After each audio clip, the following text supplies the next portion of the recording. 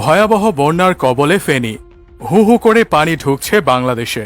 ত্রিপুরায় বাঁধ খুলে দিয়েছে ভারত। নোয়াখালীতেও প্রবেশ করছে পানি প্রবাহ। প্লাবিত হয়েছে ফেনীর ৩ উপজেলা। হাজার হাজার মানুষ পানিবন্দী হয়ে পড়েছেন। রাস্তাঘাট ও ফসলের মাঠ তলিয়ে গেছে। পুকুরের মাছ ভেসে গেছে। ভারী বর্ষণ ও ভারত থেকে আসা পাহাড়ি ঢলের পানিতে ফেনীর মুহুরী, কহুয়া ও সিলোনিয়া নদীর পানি বিপদ সীমার অনেক ওপর দিয়ে প্রবাহিত হচ্ছে।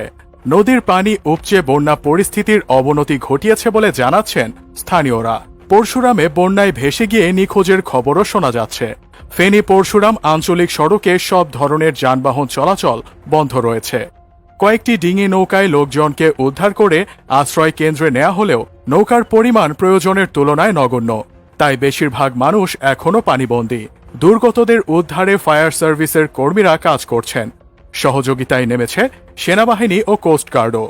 এর আগে প্রবল বৃষ্টিতে ২ আগস্ট পরশুরামের মুহুরী নদীর বেড়িবাঁধের ১২টি স্থানে ভাঙনের সৃষ্টি হয়েছিল।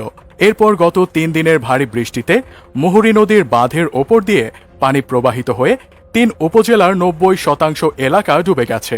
দুর্গত এলাকায় বিদ্যুৎ নেই। অনেক ঘরে রান্না করাও সম্ভব হচ্ছে না। ফুলগাজী উপজেলার ৬টি ইউনিয়নের কয়েক হাজার মানুষ পানিবন্দী বলে জানান ফুলগাজী উপজেলা নির্বাহী কর্মকর্তা। বিজিবি এক বিবৃতিতে জানায়, গত দুদিনের ভারী বর্ষণে মুহুরী নদীর বাঁধ ভেঙে ফেনী জেলার পরশুরাম, ছাগলনাইয়া এবং ফুলগাজী উপজেলার প্রায় ৮০টি গ্রাম প্লাবিত হয়েছে। সীমান্তবর্তী গ্রামগুলোতে বিজিবি নৌকা ও ট্রলারের মাধ্যমে পানিবন্দী মানুষদের নিরাপদ আশ্রয়ে নিয়ে যাচ্ছে। পাশাপাশি উদ্ধারকৃতদের মাঝে বিশুদ্ধ পানি ও জরুরি শুকনো খাবার বিতরণ করছে।